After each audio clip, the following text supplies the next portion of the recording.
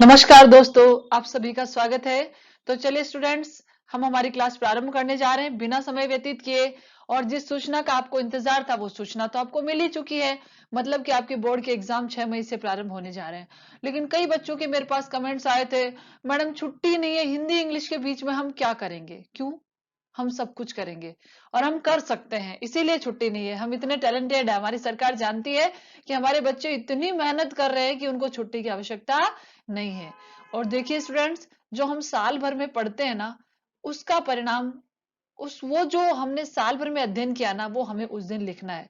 तो एक दिन पढ़ने से कुछ भी नहीं होता है। आप तो इंग्लिश का पेपर देख के आइए, आराम से सो जाइए और अगले दिन हिंदी का देकर आइए, बिल्कुल टेंशन फ्री होकर। क्यों? क्योंकि हम पहले से तैयारी इतनी अच्छे से रखेंगे, हम अपना अध्ययन इतने अच्छे से करेंगे कि हमको उस एक दिन का मोहताज होने की आवश्यकता नहीं पड़ेगी।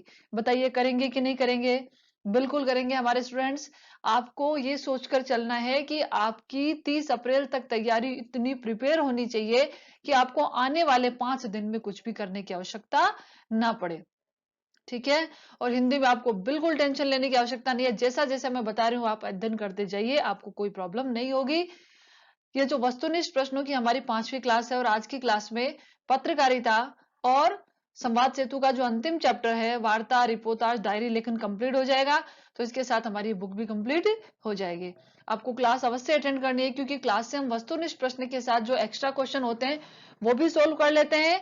इसलिए आप क्लास को शेयर कीजिए और जिन्होंने चैनल सब्सक्राइब नहीं किया वो सब्सक्राइब कीजिए। आपका समय भी बहुत कीमती है, मेरा भी है, इसलिए हम क्या करते हैं, क्लास प्रारंभ करते हैं। ओके, आपके लिए एक बहुत ही महत्वपूर्ण सूचना है, लेकिन मैं अभी नहीं बताऊंगी, क्लास के बाद में। क्लास जैसे ही खत्म होगी आपके लिए एक इंपॉर्टेंट सूचना है, इसलिए आप क्लास को लास्ट तक देखें और क्वेश्चंस के आंसर दें। चलिए प्रारंभ करते हैं। आप सभी तैयार हैं? तो पत्रकारिता वाला पार्ट, जो 3 नंबर का प्रश्न जिसमें से पूछा जाता है, उसके ऑब्जेक्टिव क्वेश्चन है, कुछ थोड़े ही क्वेश्चन है, हम करते हैं। तो आपका पहला क्वेश्चन आपकी स्लाइड पर आपको दिख रहा है। देश की पहली आर्थिक पत्रिका कैपिटल 1886 में कहां से प्रकाशित हुई? तो स्टूडेंट, कहां से प्रकाशित हुई? कोलकाता से प्रकाशित हुई। हमारा सेकंड क्वेश्चन है, पहली हिंदी फिल्म साप्ताहिक पत्रिका थी। जो पहली हिंदी फिल्म की साप्ताहिक पत्रिका कौन सी थी? तो कौन सी थी? रंगभूमि 1932 लेखराम के द्वारा प्रकाशित की गई थी। कौन सी थी? रंगभूमि थी। कब प्रकाशित हुई? देखो 3 क्वेश्चन हो रहे हैं उसमें। एक तो रंगभूमि पत्रिका का नाम, कब से प्रारंभ हुई? 1932 से, और किसके द्वारा प्रारंभ की गई? तो लेखराम के द्वारा प्रारंभ की गई। चलें अगले क्वेश्चन की ओर।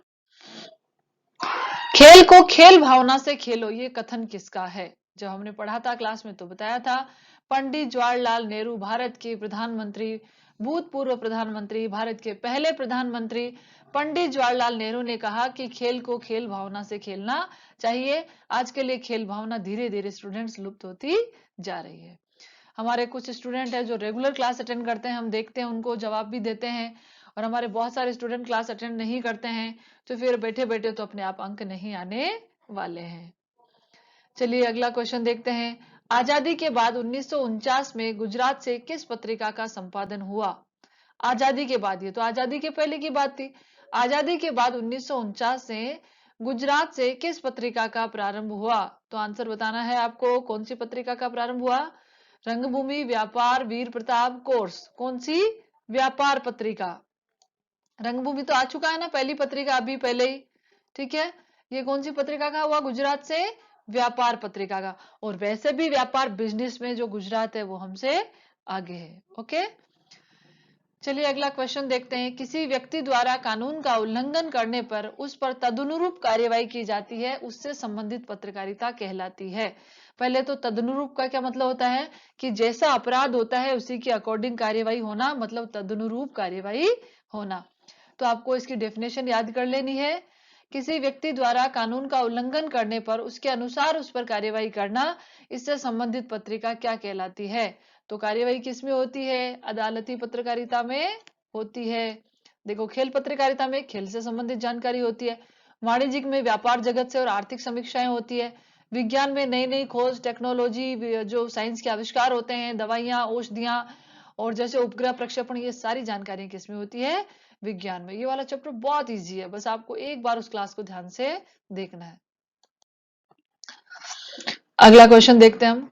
उत्पाद के उत्पादन के पश्चात आवक से लेकर वितरण तक की प्रक्रिया संबंधी विश्लेषण जिसका विषय है, उस पत्रकारिता को कहते हैं वाणिज्यिक पत्रकारिता। मतलब उत्पाद का मतलब क्या होता है? प्रोडक्ट। प्रोडक्ट बनता है ना, वहां से लेकर जो उसका उत्पादन कि क्या प्रोडक्ट बनाना है, कैसे बनाना है, उसकी पूरी प्रोसेस होती है, और उसकी आवक, खरीदारी, सब कुछ संबंधी, मतलब एक प्रोडक्ट की जो समस्त जानकारी उसकी शुरू से लेकर दी एंड तक, मैन्युफैक्चरिंग और आगे पहुंचाने तक जिससे सारी जानकारी प्राप्त होती है, वो किस प्रकार की पत्रकारिता से होती है बच्चों? वो वाणिज्यिक पत्रकारिता से होती है। और ये तीनों पत्रकारिता भी आपको बता ही चुकी हूं मैं, खेल पत्रकारिता, विज्ञान और अदालती पत्रकारिता। चलते हैं अगले क्वेश्चन की ओर। प्रथम हिंदी फिल्म पत्रिका मानी जाती है, पहली हिंदी की फिल्म पत्रिका मानी जाती है तो कौन सी है? नव चित्रपट श्री रामचंद्र के द्वारा। कौन सी है? नव चित्रपट श्री रामचंद्र के द्वारा। ये रंगभूमि और व्यापार हम पढ़ चुके हैं। रंगभूमि कौन सी है? पहली साप्ताहिक अभी पढ़ी थी ना। व्यापार जो गुजरात से प्रकाशित हुई थी आजादी के बाद। और प्रथम हिंदी फिल्म पत्रिका मानी जाती है नव चित्रपट, किसके द्वारा? श्री रामचंद्र के द्वारा। Okay, clear. चलते हैं अगले क्वेश्चन की ओर। संविधान या विज्ञान द्वारा स्थापित विधि विरुद्ध कार्य करना कहलाता है।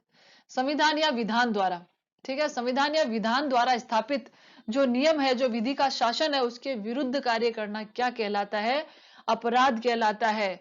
और इसीलिए अपराधी के लिए दंड का प्रावधान होता है। मतलब हमारे देश में क्या होना चाहिए, क्या नहीं होना चाहिए, किसके क्या अधिकार है, किसके क्या कर्तव्य है, ये सब कहां पर निहित है? ये सब संविधान में लिखा गया है। तो संविधान के विरुद्ध या विधि के विरुद्ध कार्य करना ही क्या कहलाता है? अपराध कहलाता है। और अपराध के लिए क्या दिया जाता है? दंड दिया जाता है। ओके, चलते हैं अगले प्रश्न की ओर। अदालती प्रक्रिया में किसी व्यक्ति पर आरोप लगाने वाला पक्ष कहलाता है। अदालती प्रक्रिया में किसी व्यक्ति पर आरोप लगाने वाला पक्ष कहलाता है, क्या कहलाता है? अभियोजन, अभियुक्त, दोनों और कोई नहीं। अब ये दोनों शब्द जो है ना, हमें पता होना चाहिए। अदालती जो प्रक्रिया, उसमें किसी व्यक्ति पर आरोप लगाने वाला पक्ष क्या कहलाता है? तो वो अभियोजन कहलाता है। और जिस पर आरोप लगाया गया है वो क्या कहलाता है? अभियुक्त कहलाता है। जिस पर आरोप लगाया गया है वो अभियुक्त कहलाता है, और जिसके द्वारा आरोप लगाया जाता है उसे अभियोजन पक्ष कहते हैं। ओके, और जब उसका अभियुक्त का अपराध सिद्ध हो जाता है तो फिर उसको क्या कह देते हैं? अपराधी सिद्ध घोषित कर दिया जाता है और उसे सजा का प्रावधान हो जाता है। ओके, अगला प्रश्न देखें। कानूनी भाषा में आरोपी को कहा जाता है, देखो अभी बताया मैंने, अभियुक्त कहा जाता है। कानूनी भाषा में आरोपी को क्या कहा जाता है? अभियुक्त कहा जाता है। ओके, ये हो चुका है क्लियर। फिल्म पत्रकारों का प्राचीनतम संगठन है। जो फिल्म के भी जो पत्रकार होते हैं ना, उनका सबसे जो प्राचीनतम संगठन है उसका क्या नाम है? Bengal film journalist association Kolkata. क्या नाम है? Bengal film journalist association Kolkata. Okay, तो इसके साथ जो है ये हमारे जो अंतिम प्रश्नों की ओर चल रहे हैं इस चैप्टर के हम। अपराध से जुड़े समाचारों की श्रेणी है, हार्डकोर श्रेणी, सॉफ्टकोर श्रेणी, दोनों और कोई नहीं। अपराध से जुड़े समाचार पिछले चैप्टर में पढ़े थे, याद करके बताइए। हार्डकोर समाचार कौन से होते हैं, सॉफ्टकोर कौन से होते हैं, बताया था ना। चलिए कमेंट्स करके बताइए आप लोग। आप कमेंट्स करके बताइए कि हार्डकोर समाचार में कौन से समाचार आते हैं और सॉफ्टकोर समाचार में कौन से समाचार आते हैं। बिल्कुल सारे बच्चे इस क्वेश्चन का आंसर देंगे। अपराध से जुड़े समाचार, हार्डकोर समाचार कौन कौन से, सॉफ्ट कोर समाचार में कौन से समाचार आते हैं, ये आप मुझे लिख के बताइए। ओके, फिल्मों की विषय वस्तु या दृश्यों की समीक्षा करने वाला प्राधिकरण कहलाता है, बिल्कुल सेंसर बोर्ड कहलाता है। सेंसर बोर्ड की कैंची चली फिल्मों पर, कहते हैं ना, आपने देखा था कि कई फिल्में आती है हमारी जिन पे बवाल मच जाता है। जैसे आपने वो पद्मिनी वाली मूवी जो बनी थी ना, मेवाड़ के इतिहास के ऊपर, क्या नाम था उसका? अलाउद्दीन खिलजी और राणा रतन सिंह महाराणा पद्मिनी के ऊपर कहानी बनी थी, पद्मावत। उसके बाद जो पानीपत मराठाओं जो मूवीज बनी थी, तो क्या किया गया था? इतिहास को तोड़ मरोड़ के पेश किया गया था, तो जनता में बवाल मच गया कि इस प्रकार के दृश्य तो हमारे इतिहास में थे ही नहीं। तो फिर क्या कहा जाता है, क्या सेंसर बोर्ड देखता नहीं है? यानी कोई भी मूवी जब मार्केट में आती है उससे पहले सेंसर बोर्ड उसको चेक करता है। तो जब ऐसे दृश्य होते हैं तो उसको हटा देना चाहिए ना पहले से। तो ये काम कौन करता है? सेंसर बोर्ड करता है। ओके, और वो अनुमति देता है तभी वो क्या होती है, प्रकाशित होती है। देखो अब हमारा बहुत इंपॉर्टेंट चैप्टर आपके सामने आ चुका है, रिपोर्टाज, यात्रा वृत्तांत, डायरी लेखन और संदर्भ ग्रंथ की महत्ता। बहुत अच्छे से हमने इस चैप्टर को पढ़ा था और आप भी अच्छे से याद कर लेना, फिर बता रही हूँ मैं, इसमें से बड़ा प्रश्न आने की भी संभावना है। ओके, पूरी पूरी। तो क्वेश्चन फर्स्ट देखते हैं हम इस चैप्टर का। बंगाल दुर्भिक्ष के संदर्भ में रांगे राघव द्वारा रचित रिपोर्टाज है। तूफानों के बीच, विशाल भारत, अकाल की काली छाया, रुंधी हुई चेतना। तो बंगाल के दुर्भिक्ष पर रांगे राघव का जो प्रसिद्ध उपन्यास था, जो अखबारों में आया था, चर्चित हुआ था, वो क्या है? विशाल भारत। लेकिन ये बाकी के तीन जो है रिपोर्टाज किसके हैं, आपको ये भी कमेंट्स करके बताना है, क्योंकि ये नाम भी मैं आपको लिखवा चुकी हूँ। ओके, आप कमेंट्स करके बताइए कि किसके हैं तीनों। हिंदी में रिपोर्टाज लेखन की परंपरा का प्रारंभ किस रचना से माना जाता है? यानी हिंदी में रिपोर्टाज का प्रारंभ कब से हुआ, आपको ये बताना है। हिंदी में रिपोर्टाज का प्रारंभ कब से हुआ? तो लक्ष्मीपुरा रचना है, शिवदान सिंह चौहान की 1938 में रूपाब पत्रिका में प्रकाशित हुई थी। किसकी? शिवदान सिंह चौहान की रचना है लक्ष्मीपुरा, और नाम कब प्रकाशित हुई? 1938 में रूपाब में। और इसको रिपोर्टाज लेखन की परंपरा यानी पहला रिपोर्टाज जिसको माना जा सकता है। और ये विशाल भारत तो आप देख ही चुके हैं, किसका है? रांगे राघव का, बंगाल के दुर्भिक्ष पर। और हरिश्चंद्र चंद्रिका किसकी है? भारतेंदु हरिश्चंद्र। चलते हैं अगले क्वेश्चन की ओर। The diary of young girl किसके द्वारा रचित? तो बहुत अच्छे से मैंने डायरी लेखन में समझाया था, एनी फ्रैंक। और किसका वर्णन है इसमें? 21वीं सदी की, कौन सी सदी की? सबसे प्रसिद्ध और चर्चित डायरी, एक 12-13 साल की बच्ची के द्वारा लिखी गई थी, यहूदियों द्वारा नाजीवादियों पर किए गए अत्याचारों का, हिटलर के द्वारा जर्मनी में जो अमानवीय अत्याचार लोगों पर किए गए, उसका सटीक चित्रण एनी फ्रैंक ने इस डायरी में किया है। ओके, बहुत ही मर्म को छू देने वाली, हमारे रोंगटे खड़े कर देने वाली डायरी है ऐसी एनी फ्रैंक की डायरी। यात्रा यायावर को तटस्थ दृष्टि देती है, वह रोजमर्रा के द्वंद्वपूर्ण जीवन में रहकर प्राप्त नहीं होती। अपने जीवन के निकट वातावरण से हटकर, निंदा दबाव से मुक्त होकर, मन में कोई कुंठा नहीं रहती। उक्त परिभाषा किसके द्वारा दी गई है? देखो इसे स्टूडेंट्स, हमारे जो यात्रा वृतांत की 2-3 डेफिनेशन मैंने आपको क्लासों में लिखवाई थी जब मैंने पढ़ाया था ये चैप्टर, बहुत ही इंपॉर्टेंट है, हर साल एक पूछ लेते हैं तो आपको याद होनी चाहिए। तो ये परिभाषा किसकी है? ये मोहन राकेश की है। किसकी? मोहन राकेश की।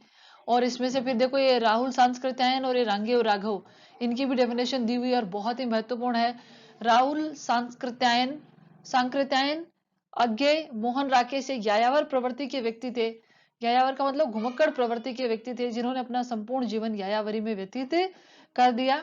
तो आपको इन तीनों की परिभाषा याद होनी चाहिए, किसी न किसी एक की परिभाषा पूछ लेते हैं। ओके, तो ये किसकी है? मोहन राकेश की है। चलिए चले अगले क्वेश्चन की ओर।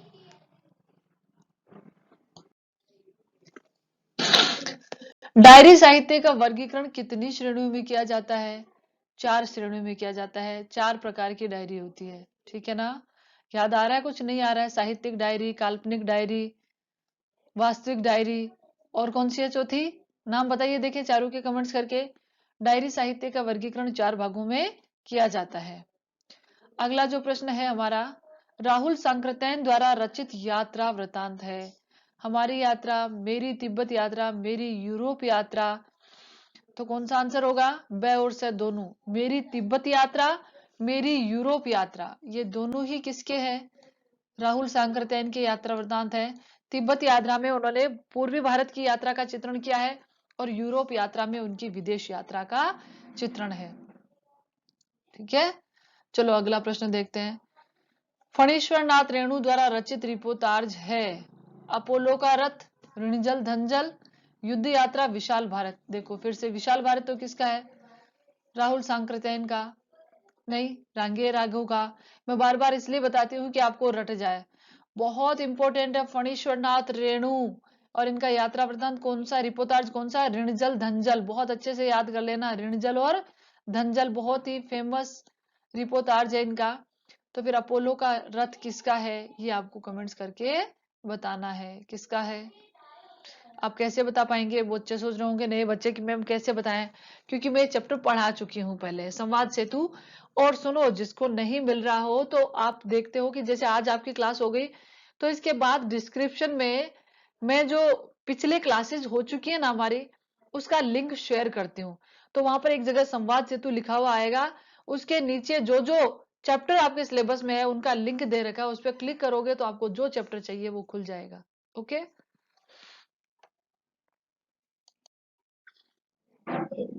चलिए अगला प्रश्न है हमारा, निम्न में से कौन सा यात्रा वृतांत अज्ञेय द्वारा रचित है, कौन सा यात्रा वृतांत अज्ञेय द्वारा रचित है।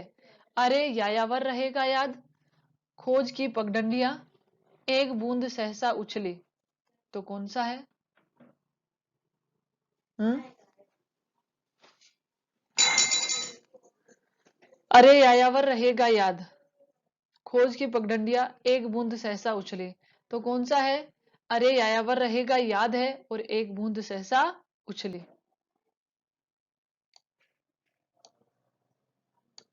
ठीक है,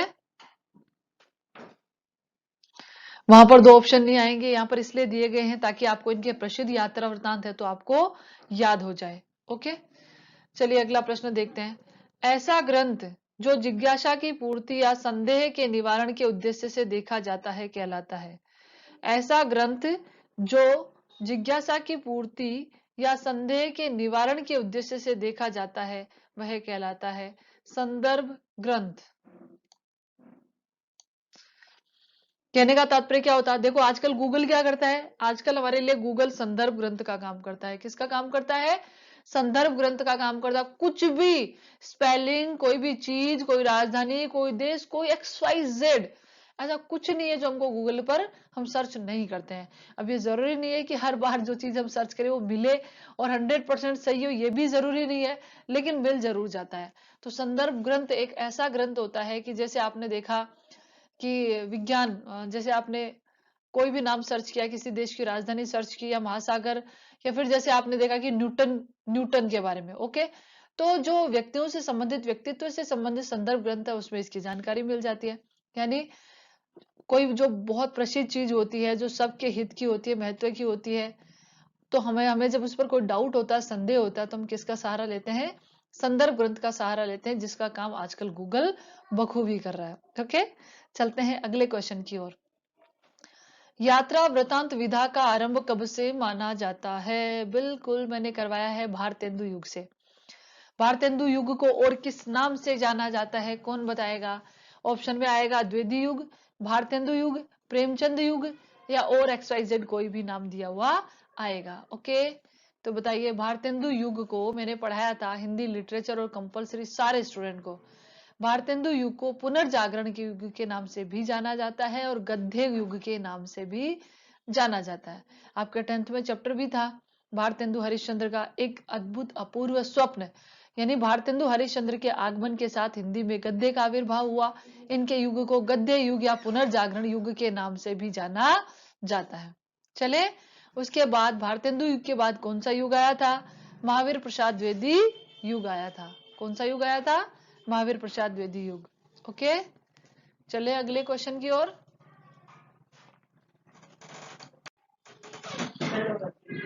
देखिए अगला प्रश्न स्टूडेंट्स, चीड़ों पर चांदनी यात्रा वृतांत में निर्मल वर्मा ने किस महाद्वीप की यात्रा का वर्णन किया है? तो चीड़ों पर चांदनी में निर्मल वर्मा ने यूरोप महाद्वीप की यात्रा का चित्रण किया है। किसका? यूरोप महाद्वीप का। पैरों में पंख बांधकर यात्रा वृतांत के लेखक हैं। पैरों में पंख बांधकर यात्रा वृतांत के लेखक कौन है?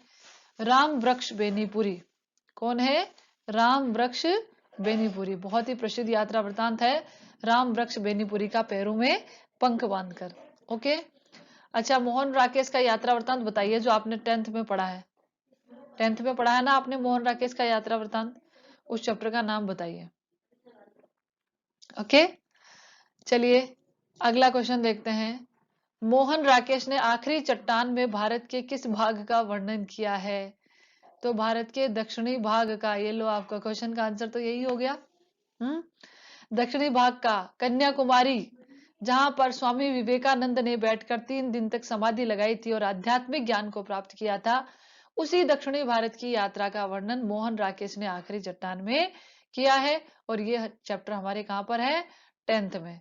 आखिरी चट्टान कहां पर है ये बताइए आप, आखिरी चट्टान कहां पर है?